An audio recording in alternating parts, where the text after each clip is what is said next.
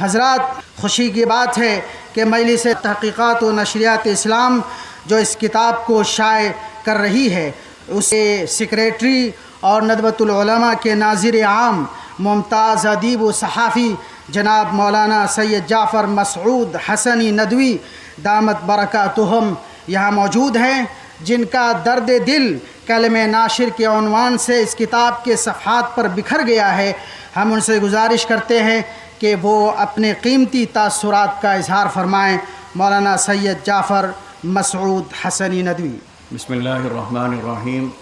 الحمد للہ رب العالمین والصلاة والسلام علی سید المرسلین محمد وآلہ وصحبہ اجمعین ومن تبعهم بإحسان ودعا بدعوتهم إلى يوم الدين. أما بعد فأعوذ بالله من الشيطان الرجيم. بسم الله الرحمن الرحيم.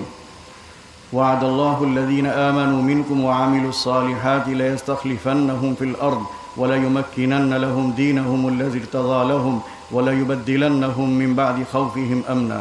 صدق الله العظيم. محترم حضرات، اساتذہ کرام اور عزیز طلباء، آج کی یہ تقریب جو مولانا مفتی عتیق احمد صاحب بستوی دامت برکاتہم کی ایک وقی اور اہم اور دستاویزی حیثیت کی حامل کتاب کے رسم اجرا کی یہ تقریب ہے، یہ تقریب حقیقت میں ہمیں اس دور میں پہنچا دیتی ہے جو 600 سال پر محیط ہے، جو دور ہمارے عروج کا ہے، ہماری ترقی کا ہے، ہمارے غلبے کا ہے، ہمارے اقتدار کا ہے اور ہماری بالادستی کا ہے۔ لیکن خدا کو کچھ اور منظور تھا، اور 20ویں صدی کا آغاز جہاں بہت سی تبدیلیاں لے کر آیا، وہاں یہ ایک بڑی تبدیلی جس کو ہم سیاسی بھی کہہ سکتے ہیں، جغرافیائی بھی کہہ سکتے ہیں، فکری بھی کہہ سکتے ہیں، ایک بڑی تبدیلی اس 20ویں صدی کے آغاز میں پیش آئی۔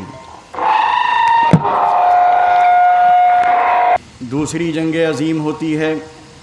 اور یہی وہ صدی ہے جس میں 1935 میں ایک تحریک کی بنیاد پڑتی ہے، جس کو ہم ترقی پسند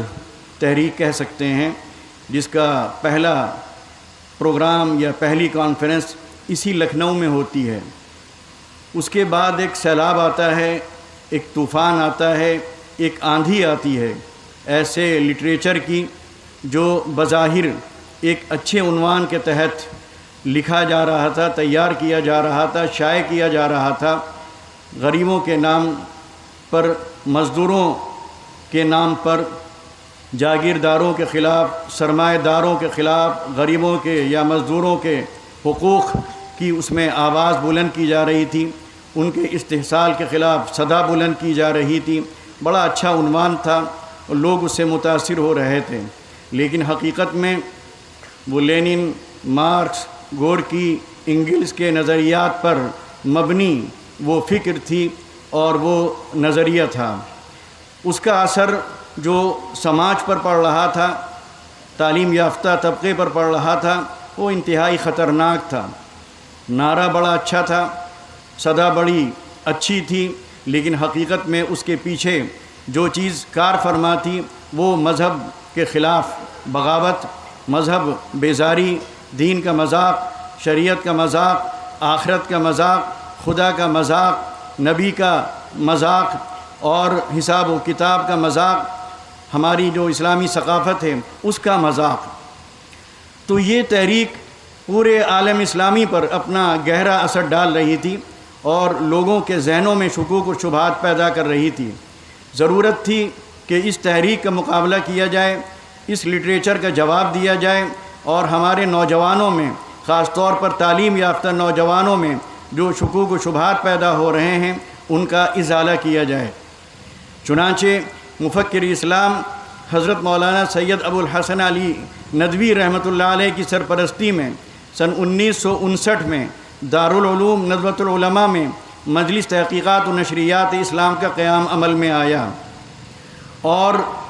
ضرورت اس لیے اور زیادہ تھی کیونکہ اس وقت ایسے نشریاتی ادارے نہیں تھے، ایسے مطابع نہیں تھے، ایسے مکتبات نہیں تھے، تو مجلس تحقیقات و نشریات اسلام نے یہ بیڑا اپنے سر لیا اور اس کام کو اپنا ایک فریضہ سمجھ کر اس نے ادا کرنے کی کوشش کی۔ چنانچہ تقریباً 400 سے زائد کتابیں اردو میں، انگریزی میں اور ہندی اور عربی میں اب تک اس ادارے سے شائع ہو چکی ہیں، اور جو اس کا مقصد تھا کہ ان شکوک و شبہات کو دور کرنا، اسلام پر اعتماد بحال کرنا، اور جو اعتراضات اور اشکالات اسلام کو لے کر کیے جا رہے ہیں ان کا جواب دینا، اپنے اس مقصد میں یہ ادارہ بڑی حد تک کامیاب رہا۔ اب اللہ کے فضل سے یہ سلطنت عثمانیہ عروج الزوال نام کی یہ دستاویزی کتاب اس ادارے سے شائع ہو رہی ہے۔ یہ کتاب